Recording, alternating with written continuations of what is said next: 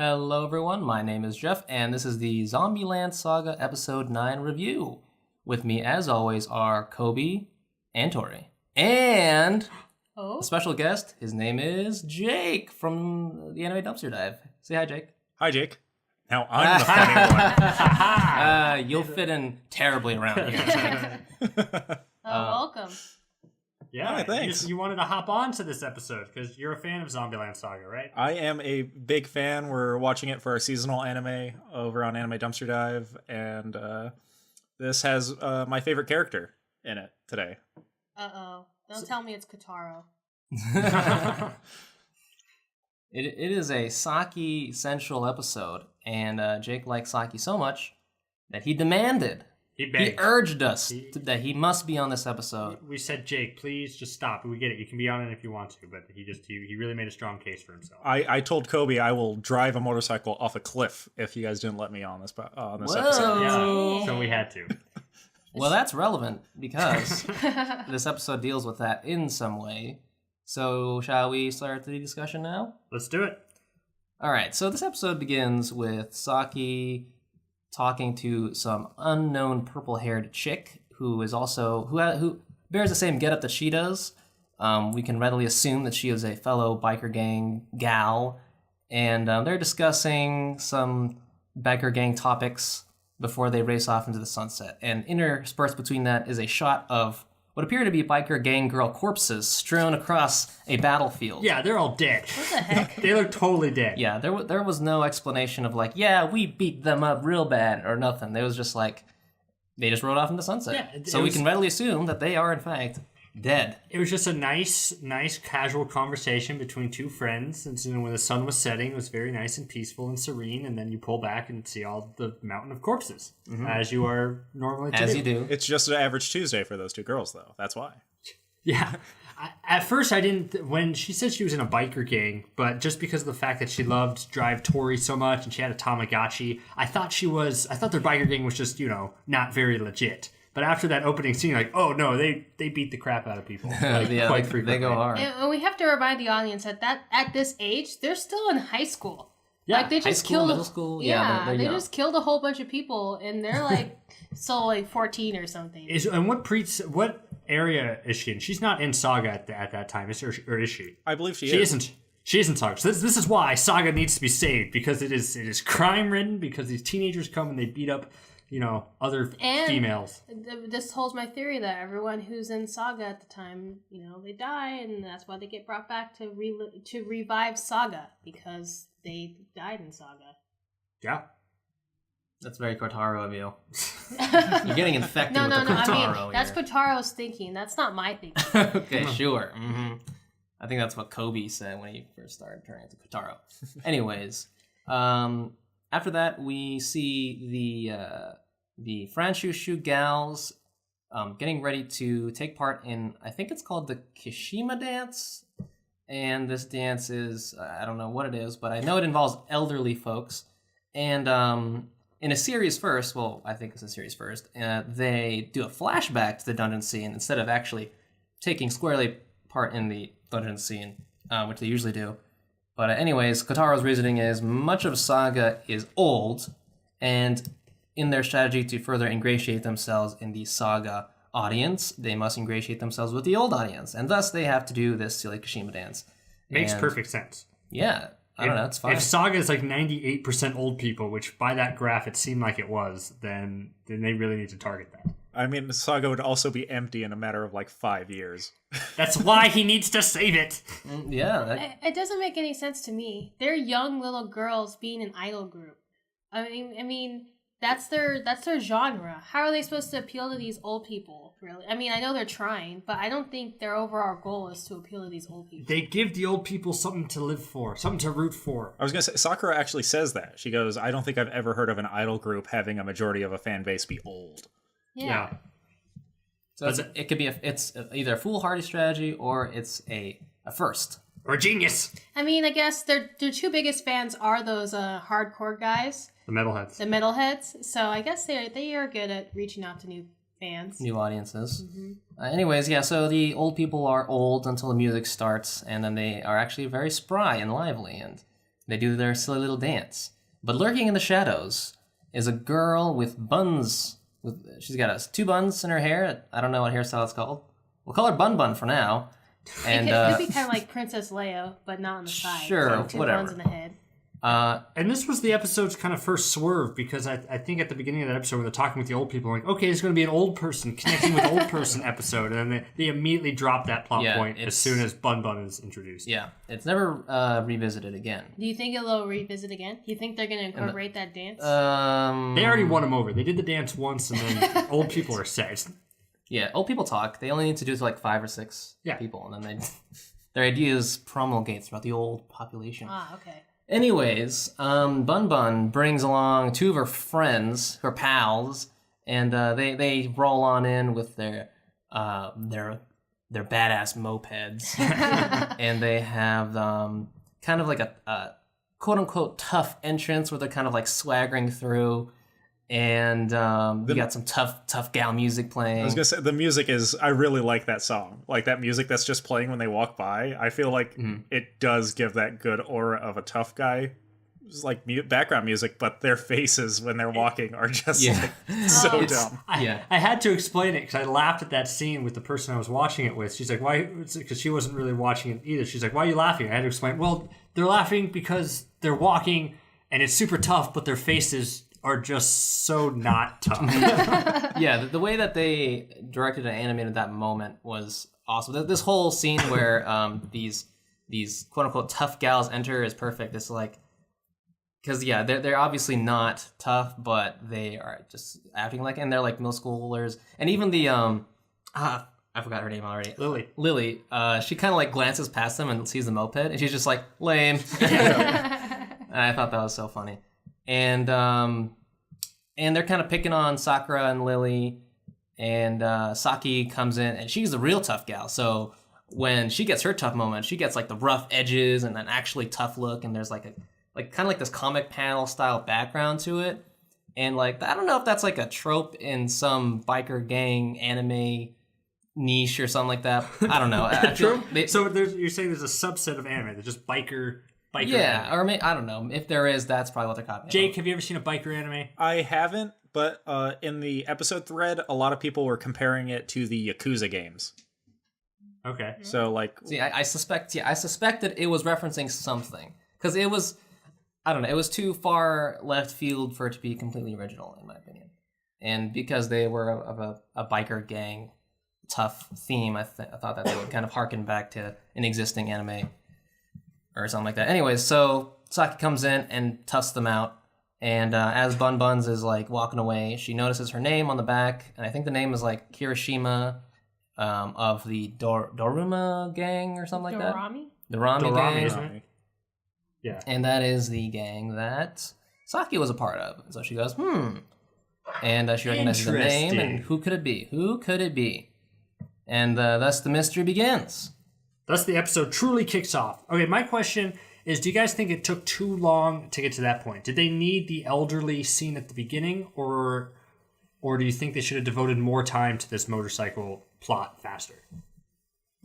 I mean, how would they have introduced her naturally otherwise? I mean, like they could have just been walking along and Bun Bun shows up and just like toughs them out. I mean, sure, the but they're an idol thing, group. You gotta remember, they are. They have to do idol stuff. They do got to. They have to tackle the fact that they're an idol theme. group and the fact that they have to target an elderly audience, and they gotta swipe those off the table. Okay, that is an important element, and that plays a part later in the episode. I remember now. So okay, conceded. In my opinion, this plotline is kind of weak. So Which one? This plotline. The motorcycle plotline? Yeah. Why? And it's just, I don't know. It's very like, I don't know. We just started talking about it. Yeah. Already. Okay. How about I won't give you any spoilers, but what I said this because you said it started too like slow and it needed to be faster. I was like, I wish they would have stuck to the old people. I think that would have been more interesting connecting with them. Well, we'll talk about it more. Funny.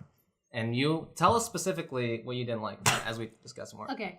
So anyways, the gang is riding home when Saki notices that Bun Buns is in a confrontation with another biker gal gang. And these people are actually hardcore. They look legit. Their mopeds are bigger. They're black. they got weapons and shit. Yeah. One They got, with a they got chainsaw. matching, Yeah. matching like things on them. Yeah. Yeah. Oh yeah, these gangs are hard. Saga is in trouble. Yeah. Yeah, the youth crime is unbelievable. Yeah. Anyway, so yeah, Bun Buns is under threat of her and her two friends getting shit kicked out of them. Probably murdered. I Yeah, don't think they're gonna walk there. away. they will die. You don't use a chainsaw to slightly beat up a person. So Saki does a tuck and dive and rolls out of the van in an effort to save her. And she does. She does it nearly through her tough gal presence. Like, she just kind of walks through, and the opposing gang is like, whoa, this girl's tough. Well, let's not forget, like, when she introduces herself to the gang, her head's upside down and backwards eventually. Oh, yeah, Like, that's hey! true. I was like, oh, wait, hold on a second. Let me... Yeah, you're right. That is... It's like, did we just see that? Because That's- because not only do you have to remind them that they're idols every episode, but they're also They're zombies. You got to remind They're people also about that. zombies. Yeah, you also Zangiefs. forgot that Tay attacked Bun Bun. Oh yeah, I forgot. That was a funny moment too. Sorry, let's rewind that. Anyways, when Bun Bun and her gang are kind of like confronting Sakura and Lily, Yamada is just sort of hanging out in the background and goes "Meow," and sorely consumes one of Bun Bun's Bun Buns. All of That's Tai Yamada's Scenes. all of her scenes in this one, like the way she was animated in this episode specifically, I thought was hilarious. Like I thought she was just great. All of her looks and all of her chomps and just Yeah, with when she's like, even at the very beginning, she's like guzzling the water fountain. Yeah. Like, Yeah. she's great. Which we can bring up that it is episode 9. It is episode 9. I thought this would be an important Tai Yamada episode, and I was mistaken. But it was the funniest Tai Yamada episode, so I think that gives me some points. No, I think we agreed that if you didn't call it correctly, we would give your seat up to Jake from Anime Dumpster Dive. Oh, I can't. Was No! that usurper? Dang it. Okay, I'll go over to this is Jake's why Jake's podcast on this then. episode. This is why? This was it? We're doing a switcheroo. Screw you, Jake. How dare you? Now you have to be with Anthony and DJ, fool. Please, no. Okay, so yeah, Tai Yamada, very funny. Got funny moments in this. They know what they're doing with her now. Like, really, they know what they were doing with her from the beginning. Did they but- hear our complaints last episode about her not being so zombie-like? You know. Yeah, I'm maybe sure they they did. listen Yeah. to this I podcast think and they're so. like, quickly, we must revise the episode that's already in production to include more Tai Yamada episodes. Exactly what happened. Throw out all 3 episodes that we had that broke down Tai Yamada's past. We got to make it more zombie. Like, nope. What was I saying? Okay, yeah. So Saki rolls in to save the girl Bun Bun from the opposing gang, and her presence coupled with her zombie head twist intimidates them. But to top it off, the cop, which I think we haven't seen in a Yeah, while, we haven't actually, seen it in a bit. kind of rolls up and he's like, "Hey, what are you girls doing?" And then He falls off his bike. Yeah, he falls off his bike, and he's intimidated by the game girls, and he's like, I'll call backup, and then he runs off. Yeah, but it works because then they're like, "Oh shit, that dude's serious. We gotta get out." It was of more here. like literally the opposing gang leader was just like, that really killed the mood. All right, see you next time. See you soon. It was That's more important. like it implies that she has a mood, a murderous mood, which when if she is out of means that she doesn't murder people. So she will just get into these modes where she kills. She just wasn't in the mood there. And that's okay, Well, I don't guess. we all have those moods? No, Sure. Torie, no. Is this a me thing? I was trying to be on your side on that one, but yeah, you know what? You're gonna put her in one of her murderous moods. Oh yeah. Yeah. So they run off, and Saki tries to do a little bit of small talk with Bun Bun, asking her what her mom's name is. Kind of a random question if you're the little girl. But Saki suspects that her mom is the purple hair chick that she used to roll with in the past. And we cut over to the home of Bun Bun's, and wouldn't you know it, the purple hair chick is in fact her mom, and she's older and wiser and more domesticated and scared for her daughter and her daughter's gang life, which she used to be a part of in her day. And we see a flashback scene with Saki talking to. So what is the purple haired chick's name? I really want to know her name. Can we just Reiko or something? Reiko? Anyone catch the name? I just saw it, so I didn't want. I Reiko. did not. Let's go with Reiko. Her name is okay, Reiko. Some can correct us in the comments. So her name Reiko. Reiko and Saki are discussing what their plans are after they take over the whole nation with their gang. And Reiko's intentions are actually to settle down. So it's not like she kind of grew out of the old life. She deliberately wanted to escape the life and make sure that her kid did not have the rough childhood that she did, that led her to the rough and tumble biker gang gal life. I thought they were really going to play into the fact that, because Saki died, she was so scared for her daughter in general. I thought that was it. But it was more of the case of domestic. That certainly played a factor, but it also was the fact that she always planned to be out of this gang life and be domesticated. Mm-hmm. And then in a short series of flashbacks, which I thought were incredibly effective, like in just 20 seconds, the way how they did the flashback of young Bun Bun, like kind of child Bun Bun and teen Bun Bun, and then like more teen Bun Bun, just in those short times, showing the closeness, and then followed by the separation between those two, mm-hmm. which is a really well done piece of storytelling in such a short amount of time. Yeah, I mean it happens in, like, I don't know, a lot of people's lives. You know, once you get to a certain adolescent period of your life, you feel distance from your parents. So there wasn't too much to explain there, but yeah, it was very effective in explaining where their relationship went and what it used to be. And there was also the flashback of how Saki died, and her death is related to what's happening in the current timeline. What Saki did was she was challenging an opponent gang to a game of chicken, where they would both ride on their motorcycles and drive off to an edge, and whoever stopped first is the chicken and loses. But Saki, being so damn hardcore, apparently never broke, and that's how she died. And then she died. Flew right off the cliff and exploded. I'm wondering, before this, how did you guys think Saki died? I suspected some bike-related accident, which I guess was correct, but right. I didn't know specifically that she was going to die in a game of chicken. What about you, Torie? I'm trying to think. What are her wounds on her body? Does she have any visual wounds? She has a scar on her face and like on her forearms and like stuff, which are like pretty visual. So from that, I always assumed she was like beaten up to death, like by a different gang member. Yeah, same. That's what I was gonna say. Who was the Fran Choo-Choo idol who said a few episodes ago that when they were talking about how they died or what happened to their bodies, that they were cremated? Who said that? Well, I don't think they because they wouldn't know if they got cremated. They just said, don't typically Japanese girls get cremated. Not Japanese girls, but like typically people who die in Japan get cremated. Not Japanese girls, you're right. Yeah. Just Japanese in general. We only cremate little girls. I thought somebody had said, it's like, oh yeah, I was cremated, and then if it turned out to be Saki, then that's a really sick joke. It's like a foreshadowing. Cremated. Yeah. Quote unquote cremated. Did you see the other gang leader's hair, though? Like, the one that raced Saki? The pink-haired one? No, the one in the flashback where she died. She had, like, her hair was like an eagle. Oh, yeah! I did see that. Yeah, I thought that was crazy. A hat. Yeah. That is the most ridiculous hairstyle I've ever seen. I've seen some ridiculous hairstyles. You watch anime. This is all about ridiculous hairstyles. It's kind of like, because in the 90s they had like the mullet. It was like a mullet, but like with eagle and this was in 1997, so I guess the eagle mullet was all the rage. Yeah. So anyway, Saki knows what's going to happen because just before she broke up the opponent gang, she threatened Bun Bun with saying that we're going to settle this soon. And Saki is like, oh, she means real soon. I didn't get that moment. So she goes over and, what do you mean? That was a weird thing to realize. It's like, oh, she meant soon, but she didn't. She's like, oh, then she just flashes back to something that happens. Like, oh, it's going to happen soon. It's like, oh, I got to get over to here right now. She heard motorcycles. Exactly. Oh, yeah, she heard motorcycles. Oh, okay. Okay, good. I assumed it was just like, that's probably how it went down with her and her gang. It was just like, she probably said something of the same effect, like, it's going to happen soon.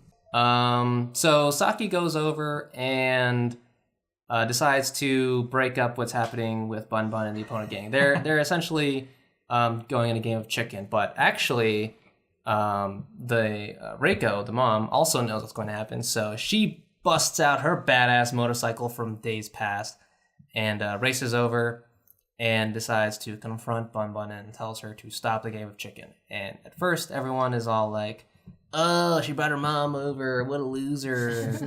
Understandably so. I think if that happened in real Yeah, life, exactly, imagine a gang fight and then someone's mom shows up and says like, "Hey, don't do this." Oh, yeah. That person's going to be a little embarrassed. Completely understandable. Very realistic reaction. And then Saki breaks attention by rolling in on her badass bicycle, which is literally a bicycle with like a ching ching, like a little bell on the end. And she kind of swerves over and crashes. Bit of slapstick there, and knocking over all the I mopeds. think it's a foreshadow. No. Oh yeah. She couldn't stop. Oh yeah. Maybe she just doesn't know how to brake. Yeah, maybe she didn't kill herself. She just doesn't know how to brake a She car. literally does not She know how thought to she was brake. breaking the She entire tried. time. Like, uh-oh. She's like, "Great, why am I going faster?" And Saki goes over and basically Reiko recognizes her as basically having the same mannerisms as Saki. Saki in the past said, I'm never going to die, just before she died. And she says the same thing in this scene here. And Reiko's like, Saki? And Saki's like, who the hell is that? Well, not in that way, but she basically kind of brushes it off. Basically, he said it. She said it that way. So Saki takes the place of Bun Bun in the game of chicken. And just like she died in the past, she doesn't know how to brake. So she wins the game of chicken, but also flies Reiko's bike off the cliff into an explosion. And she dies. Just kidding, she doesn't die this time. She climbs out of her wreckage, unscathed, because she's a zombie. And everyone's like, whoa, she's a tough She's bitch. so metal. I would be Yeah. so pissed if that was my motorcycle. Yeah, you broke my bike.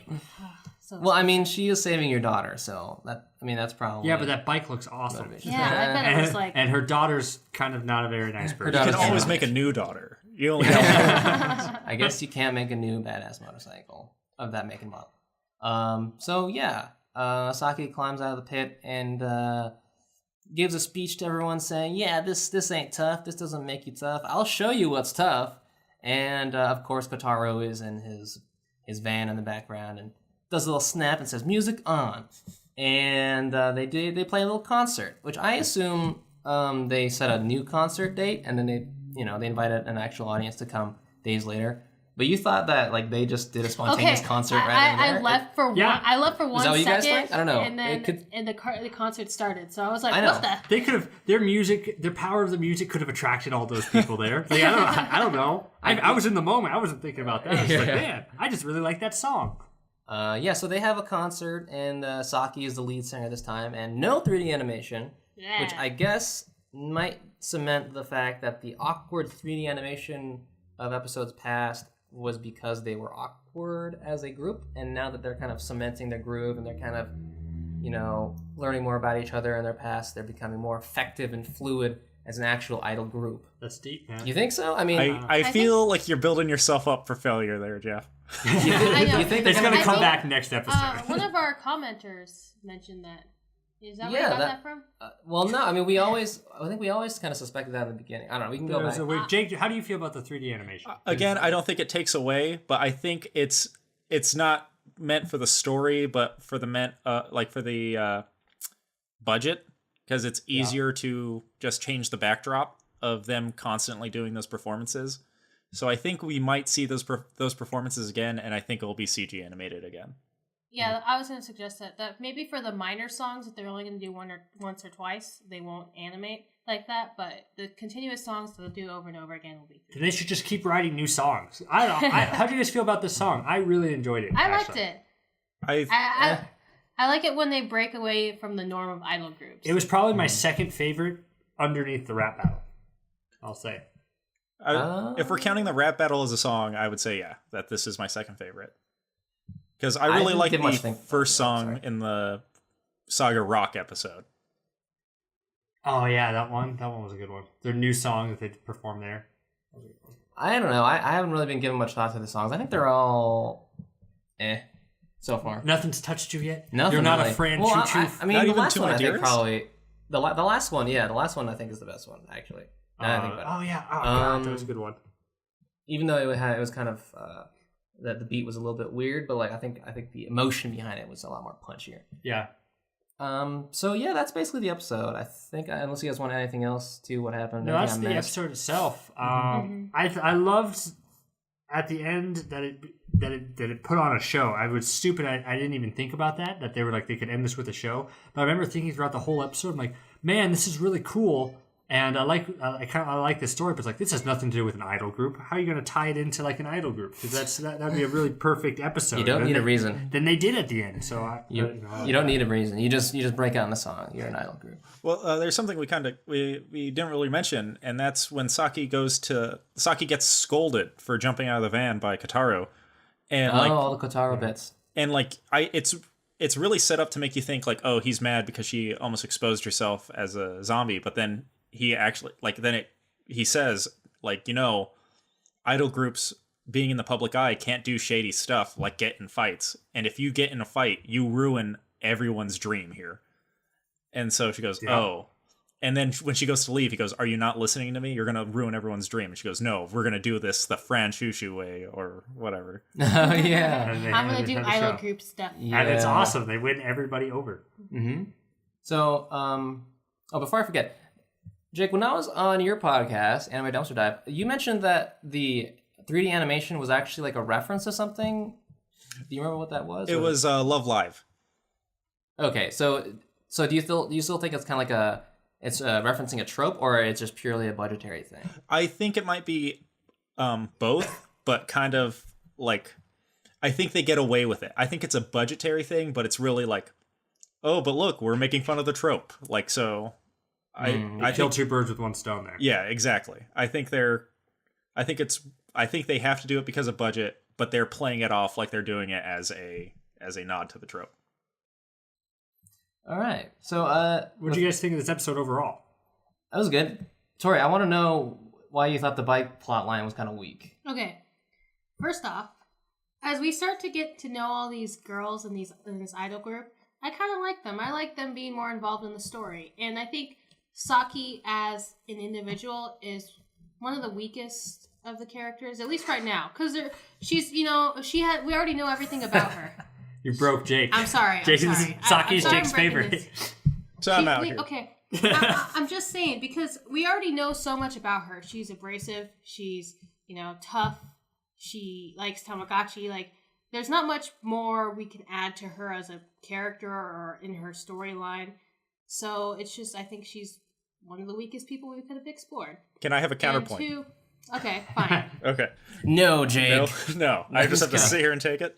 I mean, I know we have to go in her background, so I'm okay with her being the start, but I'm just giving you different points of what I'm thinking, and that's like the weakest point I have. I'll go into my next point, then you can go counterpoint. Okay, got it. A lot of the plot, it didn't even have Saki in it. It had Bon Bon and Mom now, Raiko or Riku, whatever her name is, and I mean, it's kind of like a very typical storyline, old biker chick grows up to be a domesticated mom, doesn't want her daughter to be out in the biker gang. They don't even explore why she became a biker gang and wants to relive, Dorami in biker group, It's just that she just suddenly became that, and the mom's scared for her. But it's just like, we don't, like, these characters are going to be forgotten in an instant, but we focus so much on their storyline that I feel like we could have added a little bit more of Saki or even the rest of the girls in this episode. All right, welcome back to Point Counterpoint. That was point, now for counterpoint. Okay, so I will agree that we do know a lot about Saki, but I believe this episode focused more on the leadership role that Saki had volunteered to put herself in. So we get that she led a biker gang, but this episode really shows like why she's a good leader. She knows that she has to follow certain rules now, and so she still does what she wants, and she still fixes problems, but following this new set of rules. And so that's where I think for the first point, this episode is to really show that Saki isn't just appointed leader because they needed a leader, but she has leadership characteristics. And it shows that. So I agree with that. I wish the direction they would have taken, because at the beginning, Sakura and Lily are confronted by this biker gang, quote unquote, and then Saki comes in to defend the group. I liked that scene. I just wish that was the whole episode, where this biker gang comes in and says, hey, this is a public park. You guys aren't allowed to be here. Like, why are you trespassing? And then Saki defends them, and then they counterpoint to her and say, hey, you know what? If you think you're so tough, why don't I duel you or something like that? Could it focus more on the girls being involved instead of Saki and random people?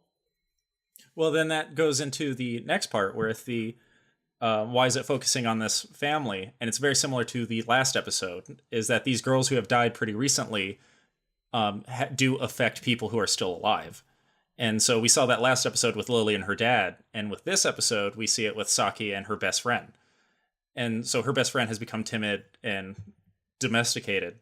And with the return of like Saki and Saki doing stuff that way, she kind of like gets that fire reignited in her. Like she punches Saki in the face for doing something dangerous. And Saki goes, see, your mom's tough. And like, that's why your mom's worried about you, is because you're not as tough as your mom. And so I think like it's that play that when people die, they do leave a life behind, and these girls get to go and revive some of those mistakes that have happened. I guess so. I just think involving her daughter, who wasn't a really good character, made it weaker. If it was just her as an older person somehow getting involved in this biker gang, then I think it would have been better. But I think that they focus so much on the little girl and her like trying to be a badass. And I know Saki proved herself in the end, and the mom kind of regained some strength. But even like where she mentions that she wanted to be settle down and have a family, you know, not keep him away from this life, I think that weakened her story a little bit more, because if she was overprotected of her daughter in the first place, and that was just purely from Saki dying, that would have been a stronger point in my opinion. I agree with that. I agree that like the that one flashback where she says that she wants that normal life did kind of weaken the end point, but I think that just having an older woman like get pulled into like a gang of middle schoolers would have just been clanky, so they had to have a connection. And I guess so. All right, good point. Counterpoint. Now Jeff and Coby. I was saying I like this episode as a good partner with last week's episode, because last week's episode we really dove into Lily's psyche and what drove her and how and her inner turmoil is what really drove the plot. But this episode, because Saki doesn't need a lot of inner turmoil. Saki's a character who does things. She's a doer. Her plots are more action-oriented and action-driven. So giving her a plot that's more like, I have an action that I need to complete and then doing it, like I think that's a great partnership with an episode right before with Lily diving into some interpersonal problems. I didn't want to hit more personal problems with Saki, because then that would have been a rehash of the last episode. I like the versatility the show does in giving us these different characters in their own episodes, dealing with kind of different types of plot and different types of thematic elements to you know kind of pursue and to really dive into. So that's why I enjoyed this episode. But I do agree. I guess that's a good point. I think if Bon was gone or Saki was not involved enough in the story, we devoted a lot of time to the mom and Bon herself. So if Saki was more involved into it, I think that would have, for me, like bumped it up from an A- to an A. Yeah, this is another good episode. We're continuing the trend from the past few episodes of what happened to these characters before they died, and what is the impact of their death now, and how are they going to deal with that. I think overall this one is weaker than the last one, but as its own, as a Saki episode, I think it's completely fine. As you said, we don't really need to look that far into Saki's personality, because I think she's not a complex character. She's very simple. And I think her motivations are simple. I think her motivation for joining a biker gang was that it was cool, and she's a badass, and she likes taking charge, you know? And so where do you go with a character like that? Well, the only way you can go with a character like that is seeing the effect that they have on other characters, and the effect that they could still continue to have. And in this case, Saki left an impact on Reiko's life, and continues to leave an impact even after she's dead. Because of her straightforward personality. So, but yeah, as an episode, it was good. It had some good laughs, and it went into the backstory of, I think, one of the best characters of this series. Yeah, so. If all episodes stay at like this quality, like from here on out, then that final, we're on episode 9 to 12 episode anime? Yeah. So it's like for these next 3 episodes, then it's going to be great. So I assume next week is a Yugiri episode based on the promo for next week. Just because she did the voiceover, even though what we were seeing didn't make it look like a Yugiri episode. Yeah, I don't know. Yeah, I really hope so. I really want it to be a Yugiri episode because she's the character that I want to delve into the most. And we don't really know anything about her. And I think the era in which she lived in is the most interesting era to explore, in my opinion. Yeah, so hopefully they get into that in these final 3 episodes. Well, I was gonna say the 2 I was least interested were Yuguri and Lily, but then after seeing what they did with Lily's episode, it's like, yeah, I definitely would love to see a Yuguri episode. Like the writing in the show is just great. Yeah, the way they do you think they should have done these individual stories first and then dove into the more things like Chick and Torie? I think they did it correctly by focusing on the group first and then individuals second, because I think the group now has a foundation where they're there for each other, they support each other, and they'll do concerts for each other and that kind of thing. If it was reversed and they did individuals first, then they wouldn't. The fact that the group kind of jumps in and does things for each other would make less sense, and it would feel less impactful. Because now at this point, these girls obviously have a very good friendship. They work together now for some time, and they're developing a real bond for each other, and I think that's important before we know about what's going on in each of their individual lives. Just like their mission is for Saga to get to know them and to conquer it, we, as an audience, have to get to know them first. So I think by introducing it with laughs and jokes and kind of giving them... He's setting up the plot line for what the rest of the show would be is accurate enough for them and not to introduce us to all these deep plot lines first. Cool. Jake, any final thoughts? Oh, no, I agree with what you guys said.